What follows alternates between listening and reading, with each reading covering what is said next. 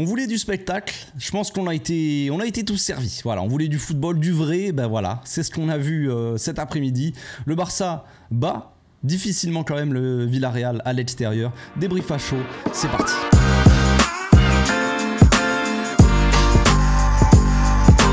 Au passage, n'hésite pas à nous rejoindre si c'est pas encore fait et à partager la chaîne autour de toi, ça fera plaisir à tonton. Beaucoup se plaignaient du football de la Liga, voilà, c'est dégueulasse qu'on voit tous les week-ends, voilà, des équipes qui perdent du temps, qui font du catch, qui proposent pas du football. Je l'avais dit dans l'avant-match, ce n'était pas une très grande surprise, mais Villarreal est une équipe joueuse qui propose quelque chose, qui a envie de gagner ses matchs, et pas uniquement venir pour faire des nuls, des trucs comme ça, pour détruire les équipes en face. Ils proposent quelque chose, ils proposent du football et ils nous ont fait mal. Ils nous ont fait très très mal, Villarreal, surtout en première mi-temps, mais même en début de match, vraiment, on a eu beaucoup de mal à contenir les assauts de Villarreal, beaucoup de mal à contenir ce côté, ce couloir gauche de Villarreal, notre couloir droit composé de Lamine Yamal, qui était excellent encore une fois offensivement, mais défensivement, c'est pas Rafinha, c'est pas le mec qui va mettre l'intensité, l'agressivité pour faire des retours défensifs non plus, ce qui est assez logique. Et Roberto surtout, qui a bu la tasse, a pris l'eau dans le couloir, donc des 10 premières minutes qui ont été assez folles, où Villarreal a été à deux doigts de marquer, finalement c'est nous qui marquons, enfin bref. Le match a démarré quand même très rapidement en termes d'intensité, de volonté de produire quelque chose de football, surtout de la part de Villarreal. On va pas se mentir. Donc on va repartir quand même sur la composition d'équipe. La surprise du chef, c'était,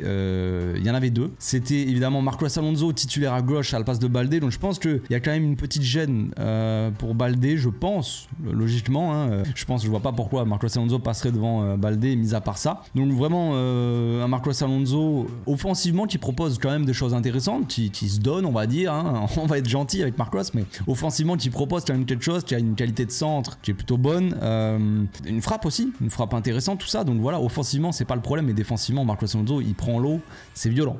Tu mets un mec un peu rapide de son côté, c'est très compliqué. Donc voilà, Marcos Alonso, première surprise du chef, et Lamine Yamal, titulaire à nouveau pour la deuxième fois d'affilée, donc titulaire cette fois-ci contre Villarreal à l'extérieur. Donc voilà, pas un match évident à gérer pour le jeune joueur qui a été l'homme du match déjà.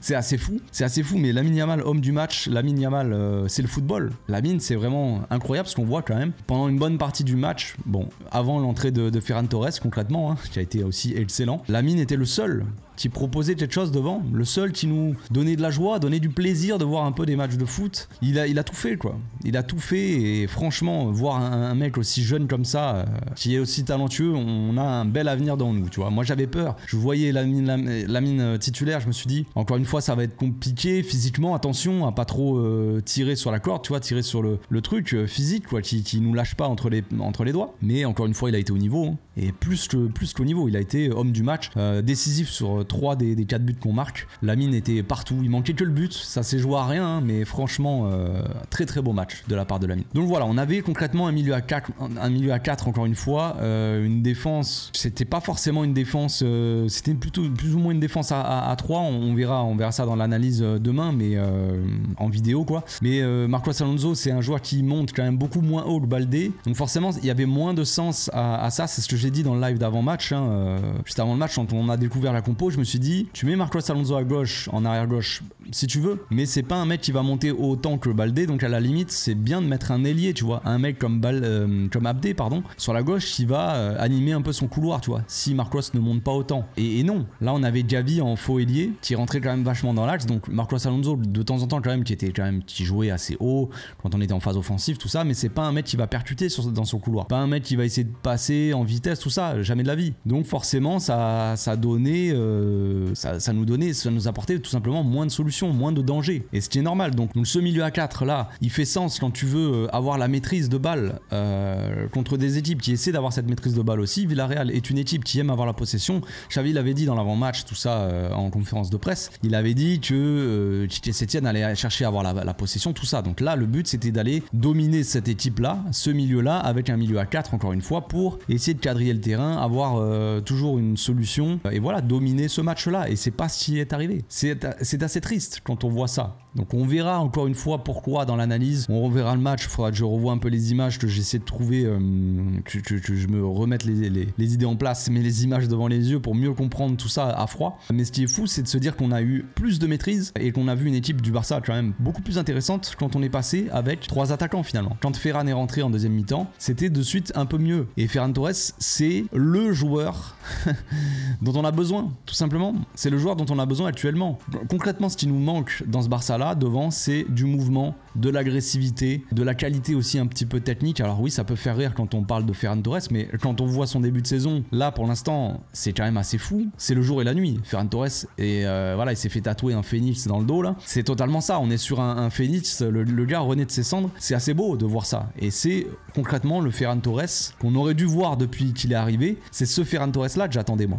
Et quand je disais que Ferran Torres est un bon joueur dans un collectif assez fort, c'est pas lui qui va faire vraiment des grosses différences, mais quand tu as un collectif assez fort, ça joue bien, il va t'apporter toujours une solution parce que c'est un mec qui il va dans l'intensité, il met l'agressivité qu'il faut, il se déplace, il se rend toujours disponible, il fait les bons mouvements, il fait souvent des bons choix, tout ça. Et son plus gros problème quand il est arrivé, évidemment, c'était la finition où il n'est pas foutu de marquer. Et là, il marque encore un but. C'est magnifique ce qu'on voit. C'est du grand Ferran Torres, donc ça fait plaisir aussi de voir un mec comme ça qui va t'apporter une nouvelle solution. Et c'est peut-être ça la solution aussi, de passer avec Ferran Torres concrètement titulaire. Et beaucoup vont dire il faut mettre Ferran Torres à la place de Lewandowski, mais je suis pas sûr. Je pense que Ferran Torres, il faut qu'il joue dans l'axe déjà, il est très intéressant, il se balade un peu dans l'axe, il apporte une solution et en fait, il faut que Ferran Torres fasse ce que Lewandowski essaie de faire. Quand Lewandowski essaie de redescendre au milieu de terrain pour toucher les ballons, pour apporter un peu une solution, tout ça, et que concrètement, techniquement, Lewandowski, c'est très compliqué. Encore un match assez mauvais de sa part. Il a marqué, ok, il y avait personne dans les cages. On va en revenir après. Mais style loop face au gardien, c'est pas possible. C'est pas digne d'un attaquant comme ça, en fait, tout simplement. Quand tu dis que Ferran Torres, il arrive devant les cages, limite, il l'aurait mis, ou même Ansu Fati, il l'aurait mis. Et Lewandowski, il arrive devant le goal, il met une minace sur le goal. Qu'est-ce que tu fais? C'est pas normal. C'est pas normal. Donc là,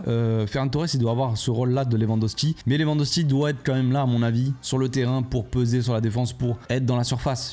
Il faut qu'on ait quelqu'un quand même en attaque, en pointe, tu vois. Et Ferran, il peut avoir le rôle que Gavi avait aujourd'hui, par exemple. Et Gavi, il pourrait redescendre au milieu. Concrètement, quand on a vu la deuxième mi-temps, c'était quand même beaucoup mieux dans le contenu.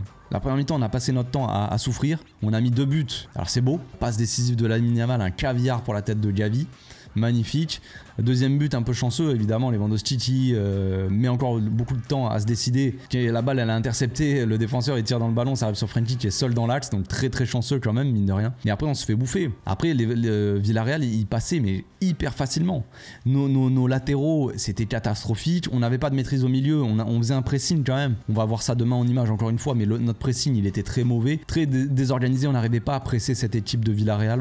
En fait, quand tu presses, il faut que tout le monde presse en même temps, tu vois qu'on fasse bloc en fait. Si il y en a un qui presse, puis après l'autre il va presser, puis après l'autre, chacun son tour, c'est désorganisé et Villarreal peut trouver des solutions facilement. Eux qui sont quand même, une bonne équipe, Villarreal, qui arrive à sortir du pressing assez facilement. Ils ont des joueurs très techniques, tout ça au milieu, donc il n'y a pas de problème là-dessus. Donc comme je le disais, en deuxième mi-temps, on a vu Ferran Torres qui est rentré et là de suite ça allait beaucoup mieux. Un Gavi au milieu, Romeo est sorti, Frenkie est passé en 6, en pivot. Frenkie, voilà, il était toujours dans avoir un gros volume de jeu, tout ça, donc c'est assez c'était ce qu'il fallait aussi. Gundogan aussi, je l'ai senti beaucoup mieux en deuxième mi-temps, je sais pas vous. Il se rendait disponible, il était un peu plus vif, voilà, il redescendait chercher les ballons, il remontait, ça s'arrêtait pas, il y allait. On a senti quand même, ça nous a reboosté en fait. Je sais pas si c'est l'entrée de Ferran Torres qui est en mode mindset de ouf là. Il est là, frère, on va manger tout le monde. Je sais pas si c'est lui qui a contaminé l'équipe comme ça positivement. Mais les mecs, d'un coup, ça a reboosté l'équipe. On s'est mis à mieux jouer. Il y avait plus de mouvements. Gavi avait plus un rôle de gratteur de ballon, plus bas,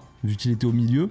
Ferran Torres qui se baladait entre les lignes, tu vois, dans l'axe, qui faisait beaucoup d'appels, qui proposait et qui faisait énormément de différence. Lamine qui avait fait un match, comme je l'ai dit, magnifique. Lamine, c'est un ange descendu du ciel, les amis. C'est fou ce qu'on voit de Lamine Yamal. Ce gamin-là, il a 16 ans, quoi. Et on est en train de se dire, est-ce que Rafinha devrait avoir peur pour son avenir?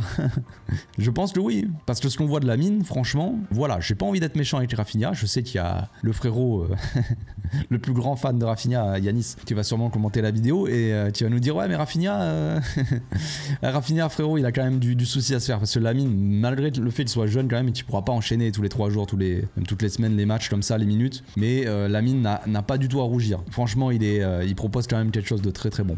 Je sais pas ce que tout le monde en pense, mais je pense qu'on sera tous d'accord sur le sujet. Donc une bonne rentrée de Ferran, une mauvaise rentrée une rentrée assez neutre de la part d'Ansu Fati qui a fait quelques loupés, quelques mauvais choix, on va dire. C'est dommage.